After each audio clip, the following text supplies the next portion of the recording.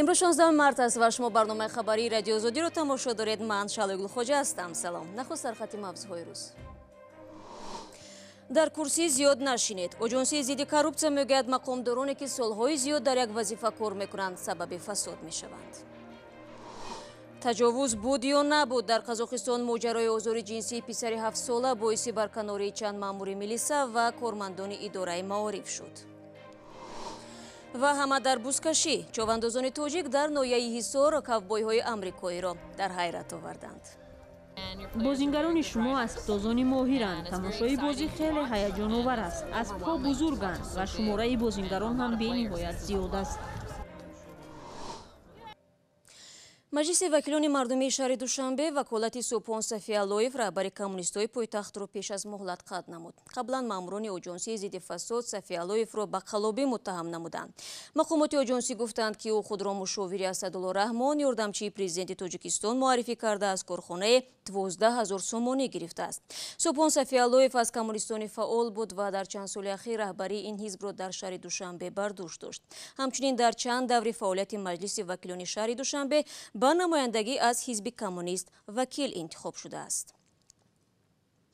зимнан оҷонсии зидди фасод рӯзи гузашта натиҷаи назарсанҷиеро нашр кард ки дар он сокинони тоҷикистон роҳҳои коҳиши коррупсия дар кишварро барои мақомот пешниҳод карданд. онҳо аз ҷумла гуфтанд ки барои коҳиши сатҳи коррупсия бояд адолати иҷтимоӣ дар кишвар таъмин гардида маоши кормандони бахшҳои мухталиф боло бурда шавад то онҳо муҳтоҷи шахсони дигар набошанд. оҷонсӣ дар навбати худ хулоса кардааст ки фаъолияти тӯлонии мансабдорон дар як вазифа ба фасодкорӣ роҳ мекушояд. абдулло ашуров гузориш медиҳад. оҷонсии назорати давлатии молиявӣ ва мубориза бо коррупсия бо анҷоми як пажӯҳиш мегӯяд дар тоҷикистон наздики 500 мақомдор беш аз 5 сол ва то 15 сол дар як мақом фаъолият доранд. ба қавли масъулини ин оҷонсӣ мансабдорон бояд ҳар 5 сол ба дигар мақом гузаронида мешуданд. ин ниҳод солҳои тӯлонӣ дар як вазифа кор карданро аз омилҳои фасод дар тоҷикистон ном мебарад. гузориш дар ҳоле нашр мешавад ки раиси ҷумҳурии тоҷикистон эмомалӣ раҳмон 25 сол раҳбарии тоҷикистонро бар дӯш дорад ва маҳмадсаид убайдуллоев аз соли 2000 ба ин су раиси маҷлиси миллӣ аст. аммо оҷонсии зидди фасод мегӯяд пажӯҳиши онҳо ба мансабдорони арсаи сиёсӣ дахл надорад. ҳудуди 500 мақомдори тоҷик дар ҳоле солҳои тӯлонӣ дар як мақом боқӣ мондаанд ки ҳамасола тағйироти кадрӣ дар тоҷикистон мавриди интиқоди коршиносон қарор мегирад. таҳлилгарон мегӯянд таъину барканории вазиру раисони идораҳои давлатӣ дар тоҷикистон дар атрофи як гурӯҳи маҳдуди мансабдорон сурат мегирад. дар саҳифаҳои матбуоти маҳаллӣ дар тоҷикистон аз ин падида чун ҷоивазкунии кадрҳо ё рокировка ном мебаранд. тоҷикистон дар шохиси ришвахории созмони шаффофияти байналмилал ё Transparency International дар мақоми 152 ва дар яке аз зинаҳои поёнӣ қарор дорад. ба гуфтаи масъулони ин созмон далелҳо нишон медиҳанд ки ришвахорӣ дар тоҷикистон васеъ паҳн шудааст ва дар тамоми сатҳҳои ҷомеа вуҷуд дорад. рӯ меорем ба мавзӯъҳои дигар. дар қазоқистон ҷанҷол сари қазияи таҷовузи эҳтимолии як писари 7 сола идома дорад. биби писарак мегӯяд бо вуҷуди он ки борҳо ба мақомот аз озор дидани набераш муроҷиат кард, аммо ба ӯ гуфтанд кӯдак таҷовуз нашудааст ва иддаои ӯ асос надорад. баъди ба матбуот роҳ ёфтани хабар ҳоло мақомоти баландпоя ҳам аз паси таҳқиқи дурусти қазия шудаанд. тоири сафар дар ин бора мегӯяд. ҷанҷоли таҷовузи кӯдаки 7 сола дар қазоқистон бузургтар мешавад. рӯзи 15 март ин кӯдакро барои ташхиси иловагӣ ба остона оварданд. ҳомиёни кӯдак гуфтанд ӯ ва бибиашро ки бо ҳадафи ташхиси тиббии мустақил ба алмато меомаданд, маъмурони милиса аз қатор фароварда ба идораи милиса оварданд, вале мақомот иддаоро рад карданд. бо иҷозаи бибиаш мо ӯро ба шӯъбаи умури дохилӣ овардем.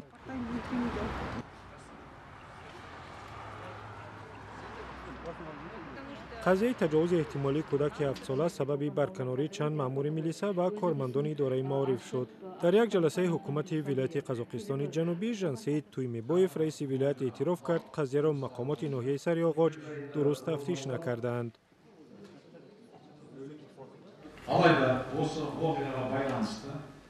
ҳангоми ташхис идораи маорифи ноҳия ва шӯъбаи умури дохилӣ ба хато роҳ доданд.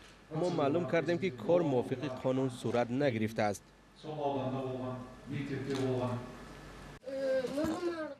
در شکمم، بر رویم و به سرم زدند. لباسم را کشیدند. به قول کودک محصلین مکتب دیه او را از ماه سپتامبر آزار می‌دادند. بی‌بی‌اش شریفه بوتربکова میگوید به مقامات مراجعت کرد ولی گفتند کودک تجاوز نشده است. والدان نابالغ چند 14 ساله متهم به کودک آزاری این ادعا را رد می‌کنند. تفتیش قضیه ادامه دارد. برمیگردیم به تاجیکستان. همگی بعد از 5 روز دیگر در تاجیکستان نوروز را تجلیل میکنند، اما آمادگی به این جشن هنوز از چند هفته پیش آغاز شده و در چندین گوشه و کنار تاجیکستان مسابقه های بزکشی تشکیل گردیدند. در این نوع ورزش چوندازان مهارت و رقابت پذیری خود را به نمایش میگذارند، ولی بزکشی امساله در نوع ایثار کمی فرق داشت، زیرا با شرکت کوبойҳои امریکایی جریان گرفت. همکاران ما از نستایش время رفت بازی و تاثیرات مهمانان خارجی را ثبت کردند. در آستانه جشن نوروز در بعضی از منطقه های تاجیکستان پایگاه بزکشی را تشکیل می کنند. این سبقت ها در روزهای مختلف برگزار می شوند تا که چواندازها توانند برای اشتراک در این مراسم از یک ناحیه به ناحیه دیگر بروند. برای تشکیل بزکشی شرایط مخصوص ضرور نیست، تنها میدانی وسیع کافی است. غالب سبقت معمولا اسب یا چاروای دیگر خانگی را تحفه می گیرد. تمام همه تاجیکستان بز میکشیم. ما سندی 17 سالگیم چواندازم بز میکشم اکن. خودم دارم 4 تا اسب دارم. هر خیلی اسبا نخ ندارم. میگیریم ای گودکش کلان میکنیم، تیار میکنیم برای این سپورتی بزکشی. در بزکشی چواندازان اجازه ندارند که بز را از زین اسب بالا بردارند و برای گرفتن لاشه از رقیب به دست و پنجه وی قمچین بزنند. اول بزکشی میده تشکیل میکنیم، اسبای تیار میکنیم، بعد در بزکشی کلان میداریم. خیلی کودک در زال سخوتکوی سبوک با استوستا همین اسبا هم خیلی. برای شرکت در مسابقه شماره چواندازان محدود نیست.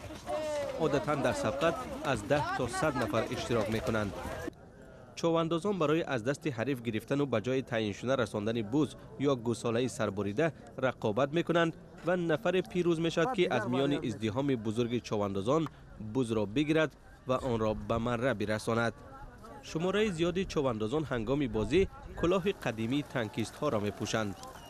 لباس همین اسنونوی همین موزه و همین شلیمفون دیگهش میشیدن میگیرم.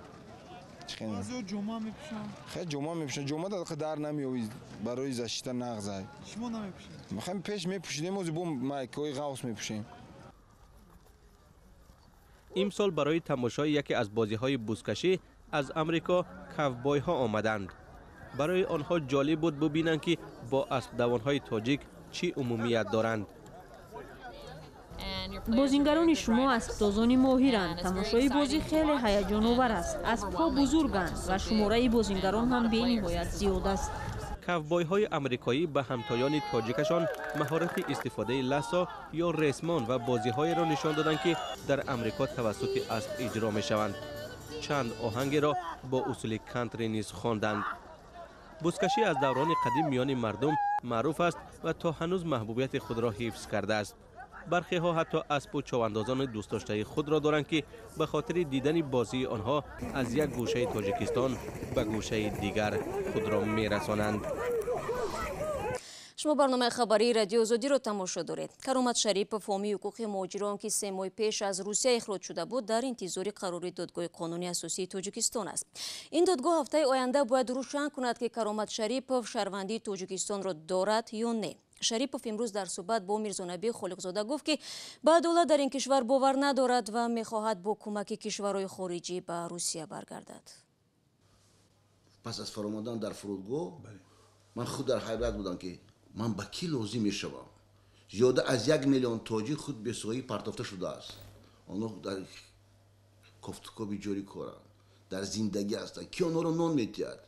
من شخصی که آمدم آورده پرتافتم یکی فروختن دولت روس با دولت تاجیکستان بیکار به جای خواب. من نوشتم به من جواب دید عباس نوت کنید. از کجا این سپرافکا پیدا شد؟ کیها بودن هوسمند این روزی وزبین؟ بعدتر من گرفتم از وزارت داخلی تاجیکستان مکتوب که من شهروندی دارم. مایلش شهروندی کنی نسخه پاسپورت کنی فرم یکی کرامت شریپов از سال 80 که من баромада рафтагиам ва нест, вуҷудият надорад. حالی شما از سود کنسانی چی انتظار دارید؟ فکر میکنید که جوابی که خودتون انتظار دارید؟ در هر دو حالت هم برای من برد است. هم در حالت انتخاب نمودن که من شهروندم برای من برد است. چون شکستن قانون از طرف سودی بالایی این نداشتن استقلالی تاجیکستان است. حالی اکنون که شما حالی برگردیم به اون صحبت اولیمون که شما به سود کنسانی مراجعه کردید، یعنی این معنای آن را دارد که دیگر شما از مقامات مسئول و دخلداری که به شما اون پاسخی لازمی که میدادن دریافت نکرده. اکنون سود کنسانی این مراجعه شما رو میتوند حل کنه؟ چون اونم که حتما به این مقامات مراجعه میکنند که آنها هم وزارت مدافعه، هم وزارت داخلی تاجیکستان، هم وزارت کارهای خارجی را من تکلیف نمیدم. چون که در خارجه بودنی من، جوابگری من وزارت کارهای خارجی تاجیکستان با عهده خود گرفت. آنها امضا کرد. از چی لازم داشتن کرامت شریف در تاجیکستان و کیان آوردن و به کدام مقصد آوردن؟ امروز در تاجیکستان ادوکات وجود ندارد. آنها هستند. آنها در ترسند. کاری شما کرامت و کاری سیاسی است. این را ما نمیتونیم برده پیش. شما وکیل مدافع داشتید در این مدتی که با من با چندین وکیلان مصاحبه شدم. آنها دست کشیدن. و امروز هست تو دستکشی که وقتی میروند با سببهاشون آوردن که چندین ادوکات ها بودن خواستن تاجیک رو محافظت کنن، دیگر ملت‌های تاجیکستان بودن، آنها در زندان نشستن. شکل پورا این صحبت را میتوانید در سامانه ما www.ozodi.org و ozodi ویدیو یوتیوب پیدا کنید.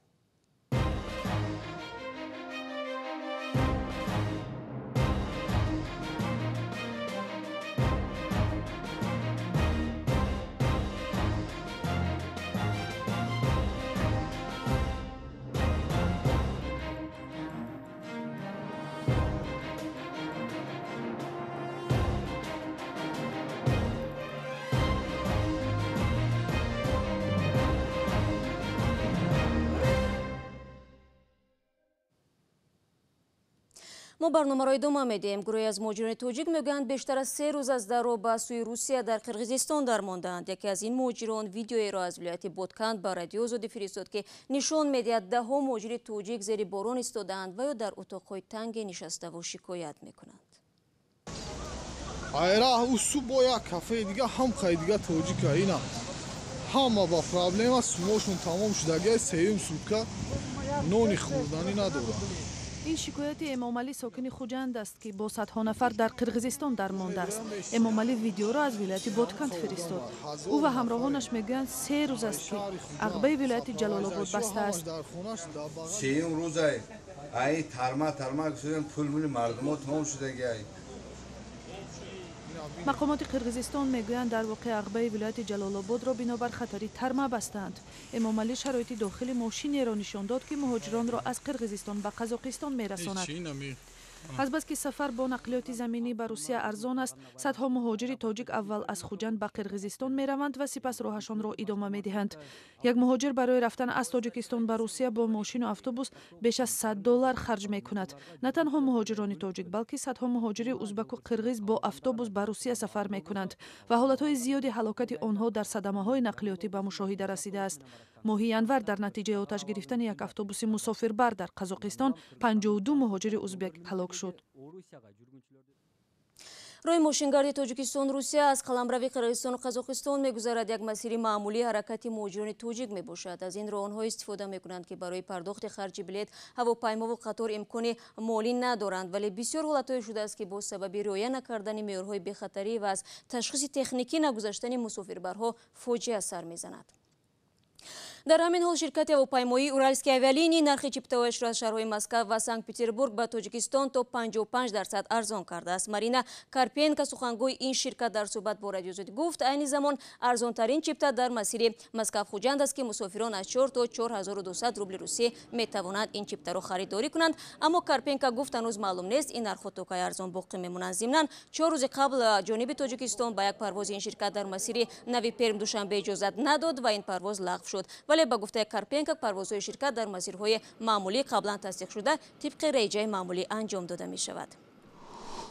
تشکر برای همراهی و شما را در هفته نو منتظریم.